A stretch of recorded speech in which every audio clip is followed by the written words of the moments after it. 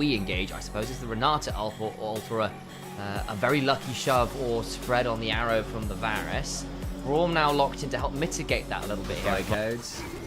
Oh, poor old Isley. No. Poor old Isley. No, Dragon getting out forward over. Big priority here for LNG. It's a potential chunk there. No, gets a really good amount of damage. Dragon secure. Bailout's on down to LP. He's not going to get a reset there. Important pickup. The heal down as well. And some souls for Leaf to secure at the back end of it as well. W2D1 chunked out a little bit there. But again, Dragon for a kill. Not the worst there. Public execution on the solo kill. Not level 6 yet. Flashes. Zerka looking for the solo kill. Flash out. Nicely done.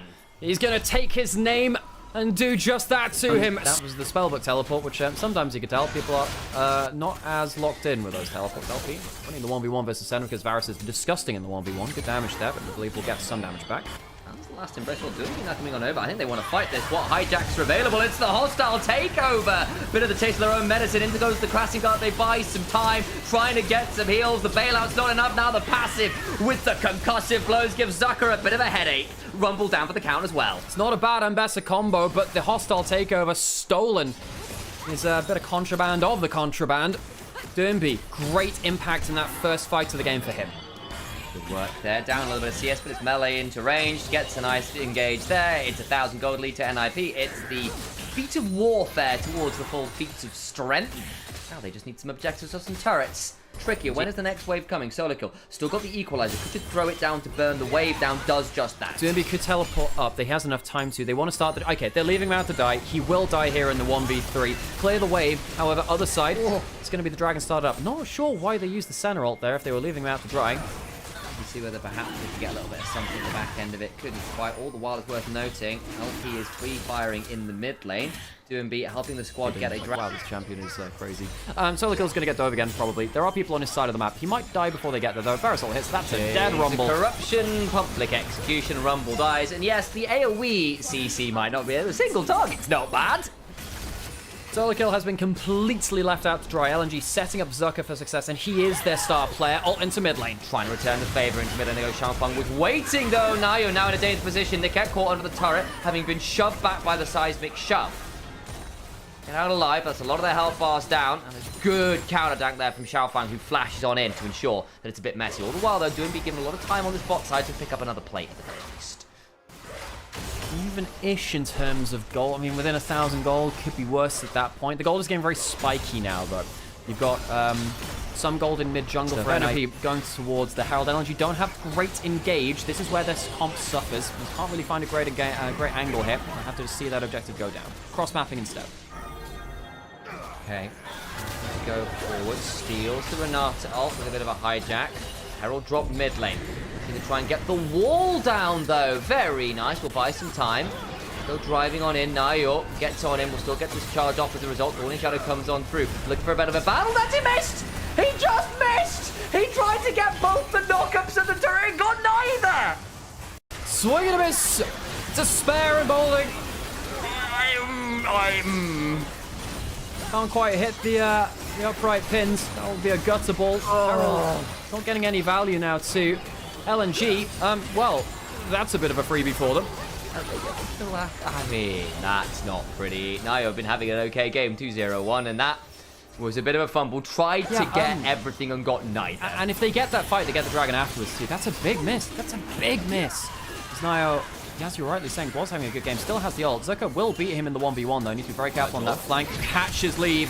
Potential danger. Gets to back away, though. Now gets the last embrace onto the Talia. Now in danger themselves. Throws down the exhaust. I don't know whether it's going to be quite enough. I will be. But now the fight continues. LP has to flash away his lead. Caught within the curse of the Black Mist. Can do so much work. Compulsive blows go on down. Knocked away by the Crescent Guard. But the chains of corruptions hijacked. And will allow Xiao Hao to go down. Dragon was taken, but they will lose a member. So it ends up being a failed fight for NIP at first. For him means that now if he gets a position to stand and fight, LP will get a lot of value. Ult coming in, not that valuable though.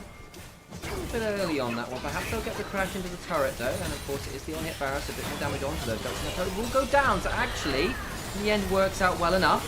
Hostile takeover, hijacked again.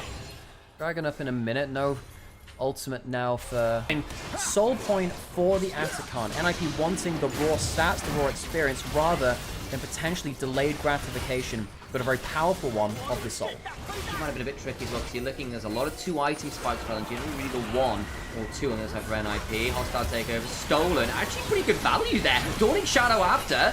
Just chunk out LNG, who shoved aggressively there, and when nearly biting off more than they can do. It's going to give Solik a lot of free time topside. LP cleansing late, loses him a ton of HP, which means that LNG towards the bot lane turret. Okay. LNG should probably know he's on this side of the map. You know, this is... Oh my god. Oh, hi, Chow. Dawning Shadow as well. Flashes away, buys a bit of time. Redemption coming on through, but it will not save the Talia. Nice work from NIP. I was say, LNG have full vision in the top side of the map.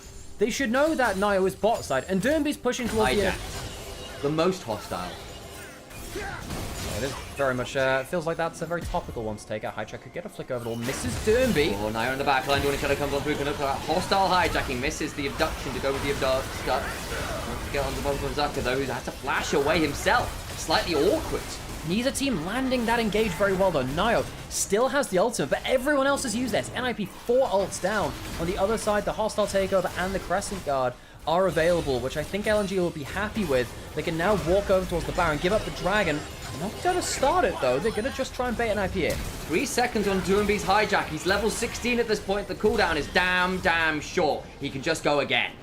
And Dermby soloing out that Dragon, has teleport to get to the top side of the map. Now he'll go over to finish it off, and NIP get themselves the objective, and LNG looks like they're pushing in the mid lane turret. Need to make sure they can use this quickly. Hijack Chow can teleport back out onto the map. I would have thought it would have been a straight Baron angle, teleport over. LNG, they pull off of it. Wow. They don't realize that Nio and Dermby are both there. LNG, do something! I know your team can't aggressively engage, but you could at least start the Baron and bait NIP into you. Ted puts a massive Q down, the Piercing Darkness into the Last Embrace. Old hug from Senna's abilities. Can be a bit obnoxious. Out around this wave control now. Soul Point for NIP. One of the biggest criticisms we had of LNG teams, kind of the post-scout era, was they lacked decisiveness and they lacked that ability to take a game at pace. And right now, they are really struggling with a lack of go button, which we've called out ever since their drafts. NIP, they're the ones around the Baron now. They've been winning the objective plays. Nio's coming in as well. Cease and desist to the backline. LP with no flash. Needs to get away. They've blown up the Talia already. Chains of Corruption bought enough time to stop them getting onto the Baron until just now. Leave just autos him down. Headshot onto the AD carry.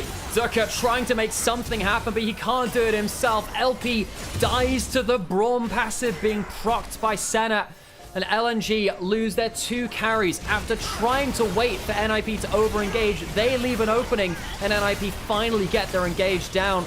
They've been winning around the objectives, largely better macro. They've not exactly been able to take the game at pace themselves, knowing that LNG have so many disengage tools, but this should break the spine of the game. It really does. But LNG weren't really in position. LP is positioning. Really punished at the back end of that play. NIP will start to explode the gold lead. 4,000 gold lead now after the last few minutes. Big moment there is that 4th item in the Mortal Reminder done for the Senna. Shout out as well, actually, onto Niket there, who pulled Haichao off of the Weaver's Wall with the Glacial Fissures. He was trying to run away. Kept that Talia in place. Maybe if the Talia had run away, there might have been enough damage to threaten something at the back end of it, but wasn't the case, and now things get tricky for LNG. Leave's got 4 items. Mortal Reminder, again, has over 100% crit chance, so now it'll start to go in towards lifesteal. 135 souls. I mean, there's a ton of range. Varus very close to hitting the owner of that ultimate. Silas throws that back with interest, especially the Varus ult. Has an AP scaling, which then Caitlyn has a fire cannon on top of that too. Every so often can hit you from outside of tower range, which is, you know, fair, balanced, wonderful scaling gameplay. Death Count's got done for Doomby as well. Speaking of scaling, yeah, that Silas will hurt a lot. Taking up the Crescent Guard allows him to be that temporary front line. Oh, got hit by the Last Embrace as well, and stolen the Crescent Guard. They just can't do any damage. Rumble coming flying on through alongside the Dawning Shadow. And the Shadow is that of death as NIP walk them through the valley. And game 1 will be the Ninjas, and they're going straight to put this one to bed. The Pyjamas, an act choice in uniform. NIP debut their newer roster. A few roster changes from last split to this one in front of their home crowd in Shenzhen. Game 1 at least will be a win. The Nexus not going to stand before the combined might of NIP. They don't lose a single member on the show.